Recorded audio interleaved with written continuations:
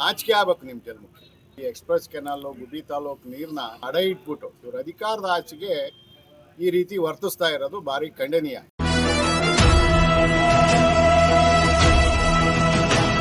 ಯಾವನಾರು ಮಂತ್ರಿ ಕೇಳಿದ್ರು ಮಾಡಿದ್ರು, ಯಾರು ಮಂತ್ರಿ ಮಾಡಿದ್ರು ಯಾರು ಕೇಳಿರಲಿಲ್ಲ.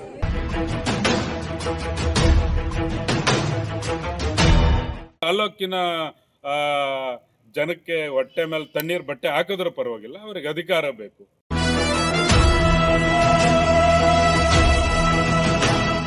ಹೊಟ್ಟೆ ಊರಿಗೆ ಹೇಳ್ಕೊಂತಾರೆ ಅಷ್ಟೇ. ಅವರು ಎಲ್ಲ ಆಗ್ಬಿಟ್ಟಾರೆ ಅಂತ ಹೇಳ್ಬಿಟ್ಟು ಹೊಟ್ಟೆ ಊರಿಗೆ ಬಂದಿರುತ್ತೆ.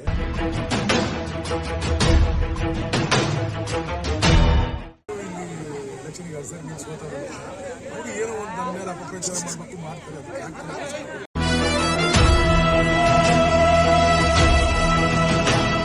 ಇನ್ನೇನಕ್ಕೆ ಅವರು ಎಲೆಕ್ಷನ್ ಗಿಮಿಕ್ಗೆ ಮಾಡೋದು. ಚಟಕ್ಕೆ ಮಾತನಾಡುವವರಿಗೆ ಹೇಮಾವತಿ ಬಗ್ಗೆ ಏನೂ ತಿಳಿದಿಲ್ಲ. ಯಾವಾಗ ಕೆರೆ ನೀರು ಬರುತ್ತೆ ತೂಬೆಲ್ಲ ಗೊತ್ತಾಯ್ತು ಅವ್ರಿಗೆ. ಏನೋ ಹೇಳ್ಕೊಂತಾರೆ, ಚಟಕ್ಕೆ ಬಂದವರೇ ಹೇಳ್ಕೊಂತಾರೆ. ಮೈತ್ರಿ ಮುಖಂಡರಿಗೆ ಗುಬ್ಬಿಯಲ್ಲಿ ಟಾಂಗ್ ಕೊಟ್ಟ ಶ್ರೀನಿವಾಸ್. ಅಪಪ್ರಚಾರಕ್ಕೆ ಇಲ್ಲ ಸಲ್ಲದ ಹೇಳಿಕೆ ನೀಡುವ ಕೆಲಸ ಮಾಡುವ ವಿರೋಧ ಪಕ್ಷದವರು ತಾಲೂಕಿನಲ್ಲಿ ಹರಿಯುವ ಹೇಮಾವತಿ ಎಲ್ಲೆಲ್ಲಿ ಯಾವ ನಾಲೆ ಯಾವ ಕೆರೆಗಳು ತೂಬು ಎಷ್ಟು ಇದೆಲ್ಲದರ ಬಗ್ಗೆ ಮೊದಲು ತಿಳಿಯಲಿ. ಡಿಸಿಎಂ ಡಿಕೆ ಶಿವಕುಮಾರ್ ಅವರ ಹೇಳಿಕೆಯ ಉದ್ದೇಶ ನನಗೆ ತಿಳಿದಿಲ್ಲ. ಮೊದಲಿನಿಂದಲೂ ಕೆನಾಲ್ ಯೋಜನೆಗೆ ವಿರೋಧವನ್ನ ವ್ಯಕ್ತಪಡಿಸಿದೆ. ಈಗಲೂ ಸಹ ವಿರೋಧವಿದೆ. ಚಟಕ್ಕೆ ಮಾತನಾಡುವವರು 2.5 ವರ್ಷದ ಚುನಾವಣಾ ಗಿಮಿಕ್ ಅನ್ನ ಈಗಲೇ ಮಾಡ್ತಿದ್ದಾರೆ ಎಂದು ಶಾಸಕ ಎಸ್ಆರ್ ಶ್ರೀನಿವಾಸ್ ಮೈತ್ರಿ ಮುಖಂಡರಿಗೆ ತಿರುಗೇಟನ್ನ ನೀಡಿದ್ದಾರೆ.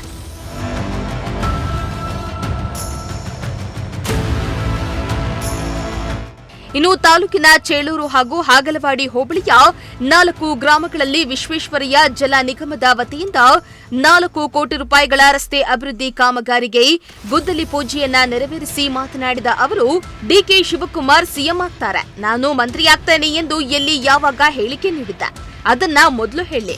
ಅಧಿಕಾರದ ಆಸೆ ಪಟ್ಟಿಲ್ಲ. ಜನರ ಆಶೀರ್ವಾದದಿಂದ ಇನ್ನೂ ಶಾಸಕನಾಗಿ ಕೆಲಸ ಮಾಡ್ತಿದ್ದೇನೆ. ಸಲ್ಲದ ಮಾತನಾಡುವ ಮೈತ್ರಿ ಮುಖಂಡರು ಯಾವ ಚಾನಲ್ ಕ್ಲೀನ್ ಮಾಡಿಸಿದ್ದಾರೆ, ಮುಂದೆ ನಿಂತು ಯಾವ ಕೆರೆಗೆ ನೀರು ಬಿಡಿಸಿದ್ದಾರೆ, ನಿದರ್ಶನ ಇದ್ರೆ ನೀಡ್ಲಿ ಎಂದು ಸವಾಲಿಸಿದ ಅವರು, ಜೀವನದಲ್ಲಿ ಯಾವ ರೈತನ ಮೇಲೂ ಕೇಸನ್ನ ನಾನು ಹಾಕ್ಸೇ ಇಲ್ಲ. ನನ್ನ ಶತ್ರು ಪೊಲೀಸ್ ಠಾಣೆಗೆ ಹೋದ್ರೂ ರಾಜಿ ಮಾಡಲು ಸೂಚಿಸಿದ್ದೇನೆ. ಪೊಲೀಸರ ಮೇಲೆಯೇ ನಡೆದ ದೌರ್ಜನ್ಯಕ್ಕೆ ಕೆಲವರ ಮೇಲೆ ಪ್ರಕರಣ ಪೊಲೀಸರೇ ಹಾಕಿದ್ದಾರೆ ಎಂದು ಹೇಳಿದ್ದಾರೆ.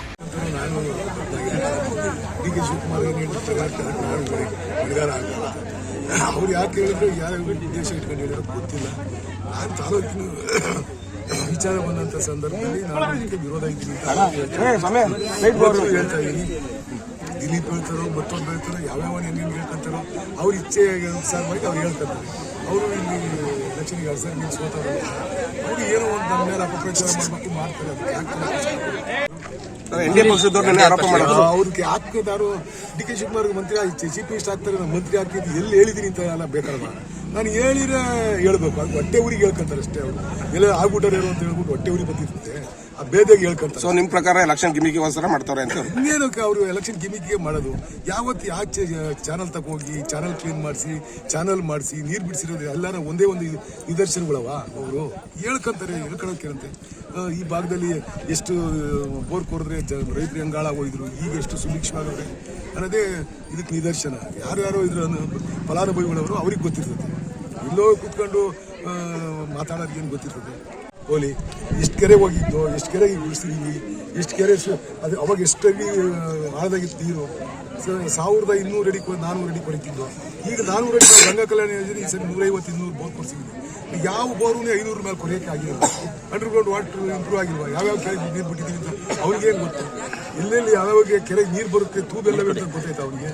ಏನೋ ಹೇಳ್ಕೊಂತಾರೆ, ಚಟಕ್ಕೆ ಬಂದವರೇ ಹೇಳ್ಕೊಂತಾರೆ. ಈಗ ಗೊತ್ತಾಯ್ತಲ್ಲ ಎಲೆಕ್ಷನ್ ಇನ್ನು 2 ವರ್ಷ ಐತಲ್ವಾ, ಬರ್ತಾರೆ, ಅದು ಮುಗಿಸ್ಕೊಂಡು ಹೋಗ್ತಾರೆ.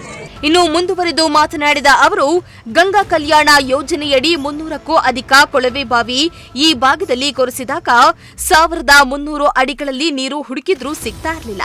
ಈಗ 500 ಅಡಿಗಳಿಗೆ ಸಮೃದ್ಧ ನೀರು ಸಿಗುತ್ತೆ. ಅಂತರ್ಜಲ ವೃದ್ಧಿಗೆ ಹೇಮಾವತಿ ನೀರು ಕೆರೆಗಳಿಗೆ ಹರಿದಿದ್ದು ಕಾರಣ.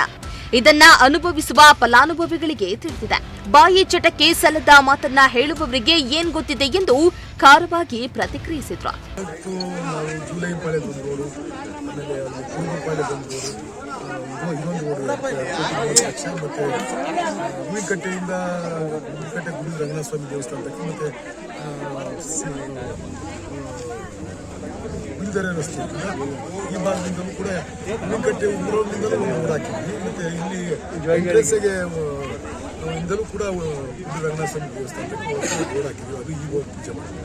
ಇನ್ನು ಈ ಸಂದರ್ಭದಲ್ಲಿ ಗ್ರಾಮ ಪಂಚಾಯಿತಿ ಅಧ್ಯಕ್ಷ ರೇಣುಕಯ್ಯ, ಸದಸ್ಯರಾದ ಜಯಮ್ಮ, ಸಿದ್ದರಾಮಣ್ಣ, ದಯಾನಂದ್, ಸುನೀತಾ, ರಾಜಣ್ಣ, ವತ್ಸಲ, ಮುಖಂಡರಾದ ಮಲ್ಲಿಕಾರ್ಜುನ ಸ್ವಾಮಿ, ಗುತ್ತಿಗೆದಾರರಾದ ಸಿದ್ದರಾಜು, ರವಿ, ಪಿಡಿಒ ರಾಜೇಂದ್ರ ಪ್ರಸಾದ್ ಇನ್ನಿತರರು ಹಾಜರಿದ್ದರು. ದೇವರಾಜು, ಪ್ರಜಾಶಕ್ತಿ ಟಿವಿ, ಗುಬ್ಬಿ.